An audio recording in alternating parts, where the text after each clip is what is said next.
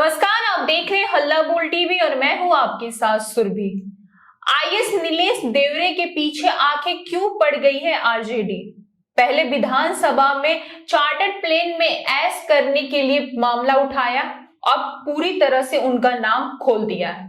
क्या है पूरा मामला, इसके बारे में विस्तार से बताएंगे हल्ला बोल टीवी के संपादक दीपक शर्मा। देखिए, इसके बारे में विस्तार से तो मैं नहीं बता सकता, इसके बारे में विस्तार से सिर्फ राहुल शर्मा बता सकते हैं जी। राहुल शर्मा विधायक हैं जहानाबाद के।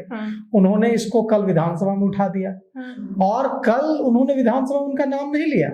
कहा कि सिविल विमानन में तैनात एक आईएएस ऑफिसर हैं, वो चार्टर्ड प्लेन में घूमते हैं और चार्टर्ड प्लेन में घूमने का एक दिन का खर्च आता है 30 से 40 लाख रुपए। एक आईएएस ऑफिसर की सैलरी कितनी होती है जो चार्टर्ड प्लेन में घूमेंगे?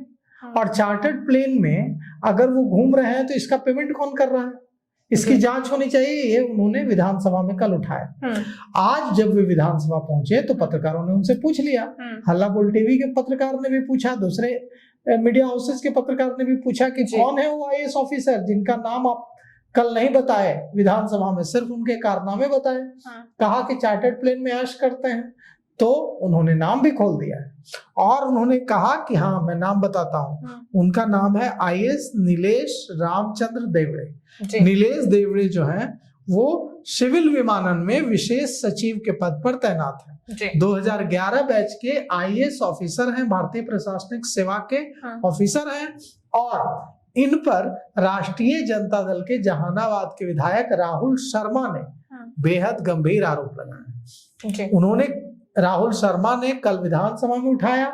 आज पत्रकारों से बातचीत में कहा कि कल जिस अधिकारी, जिस आईएएस ऑफिसर पर मैं चार्टर्ड प्लेन में उड़ने और चार्टर्ड प्लेन में ऐश करने का आरोप लगा रहा था, उसका नाम मैं खोलता हूँ। उस आईएएस ऑफिसर का नाम है नीलेश रामचंद्र देवड़े। अब नीलेश देवड़े जो है वो सिविल विमानन में तैनात है और चार्टर्ड प्लेन से घूम रहे हैं। क्या कुछ कहा है राहुल शर्मा ने, हम आपको सुनाते हैं। नीलेश देवड़े नाम है उनका और नगर जो सिविल एविएशन डिपार्टमेंट जो बिहार सरकार का है उसमें वो पदाधिकारी हैं और वो 5-6 को एक चार्टर्ड फ्लाइट से पटना लैंड किए थे अपने पूरे परिवार के साथ और वो संदेहास्पद स्थिति में जो वो प्लेन था वो टर्मिनल पर नहीं जाके फ्लाइंग क्लब के इस पे प्लेन रुका और उस प्लेन में वो ट्रैवल कर रहे थे अपने पूरे परिवार के साथ। तो मेरा कहना है कि ठीक है, आपके पास पैसे हैं, आप घूम सकते हैं, लेकिन एक आईएएस होने के नाते आपके अंदर कुछ आचार संहिता होनी चाहिए, एक आचार विचार की अभिव्यक्ति होनी चाहिए कि क्या बिहार जैसे गरीब राज्य में एक आईएएस पदाधिकारी इतने महंगे प्लेन पे जिसका खर्चा 25 से 30 लाख रुपया एक ट्रैवल का माना जाता है, क्या ट्रैवल कर सकता है? अगर कर सकता है तो उसकी मतलब उसका पेमेंट किसने किया, पेमेंट के बाद किसने सहमति दी? क्योंकि आप जब बिहार राज्य में प्रतिस्थापित हैं, आप यहाँ के पदाधिकारी हैं, तो आपके सारे आचरण पब्लिक के नज़र में होने चाहिए और ये जो है कहीं ना कहीं आगे जाकर भ्रष्टाचार का द्योतक हो सकता है, ऐसा हमारा मानना है। एक सवाल ये है, तेजस्वी और लोग खोज रहे हैं, सत्ता पक्ष के लोग कह रहे हैं कि तेजस्वी और सदन नहीं आ रहे हैं। ये देखिए, सत्ता पक्ष लोगों को तो पहले लॉ एंड ऑर्डर पर अपना स्टैंड क्लियर करना चाहिए। जो स्थिति बिहार में बनी हुई है, जो अराजक स्थिति बिहार में बनी हुई है, उस स्थिति में आप अंचलों में चले जाइए, किसान रो रहे हैं, परिमार्जन की स्थिति क्या है, फार्मर आईडी बनने की स्थिति क्या है, तो सरकार को इन मुद्दों पे अपने बात को रखना चाहिए। तेजस्वी जी का उनके विधायक मौजूद हैं और मजबूती से अपनी बात को करें और ये सारे चीज़ जो हो रहे हैं वो तेजस्वी जी के नेतृत्व में ही हो रहा है, तो उनको अब जवाब देना चाहिए कि बिहार सरकार जो एकदम संवेदनहीन हो चुकी है लॉ एंड ऑर्डर के मुद्दे पे, जमीनों के मुद्दे पे, किसान के मुद्दे पे, उस पर उनकी अपनी बात को रखना चाहिए।